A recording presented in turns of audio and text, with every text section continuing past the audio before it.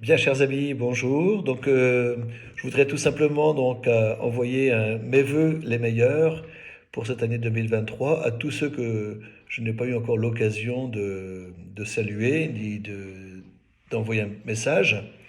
Il faut dire que la fin de l'année, comme le début de l'année 2023, ont été des périodes particulièrement chargées, puisque donc ici à la paroisse de Guingamp, donc il a fallu se réadapter et veiller à mettre sur pied les structures pour démarrer l'année 2023.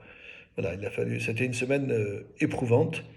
Moi, je vous souhaite en tout cas, quoi qu'il en soit, une année où vous mettez la bienveillance au milieu de vous, que vous soyez des artisans de paix, de joie, d'unité, et que chacun apporte sa pierre à l'édifice de l'Église. Nous allons entrer dans la fête de l'Épiphanie, et l'Épiphanie, comme on le sait, c'est bien la fête de tous ceux qui sont concernés par la venue au monde du Fils de Dieu.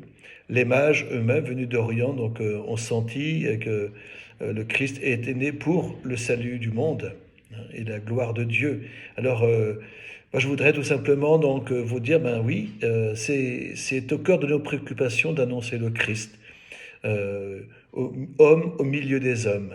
Et nous avons peut-être à trouver un sens à notre existence à partir de cette expérience de notre foi. Notre foi, elle est parfois fragile, elle est parfois mise à l'épreuve, mais quoi qu'il en soit, ne doutons pas du message que le Christ est venu apporter au monde, quoi. Dieu s'est fait homme pour que par lui le monde soit sauvé.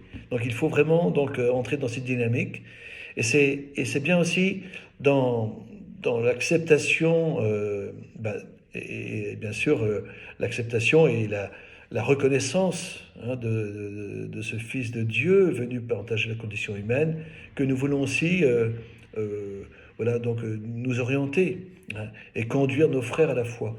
Je suis assez émerveillé de voir combien aujourd'hui de jeunes et d'adultes sont en démarche vers le baptême, vers les sacrements de l'initiation chrétienne.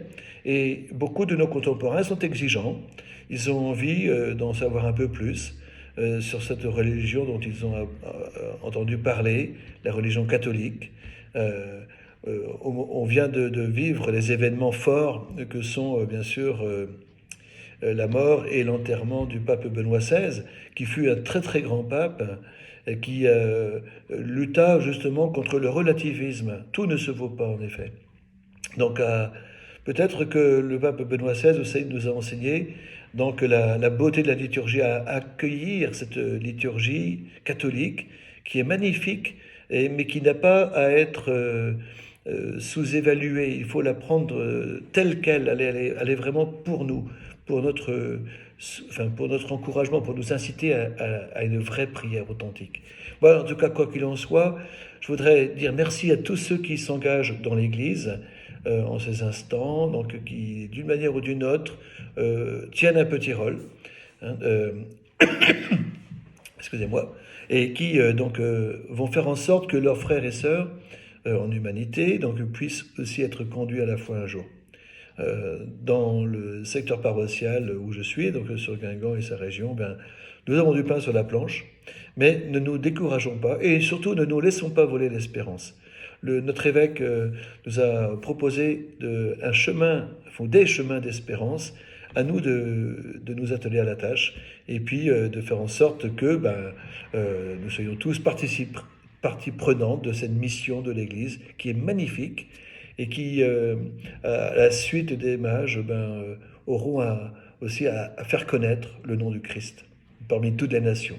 Eh bien, sur ce, moi je vous souhaite une très belle année 2023. Je suis persuadé que nous allons vivre des choses magnifiques ensemble, pas facile toujours, mais en même temps nous releverons un par un les défis que l'Évangile nous lance. Voilà, merci et puis bonne année à vous. Au revoir.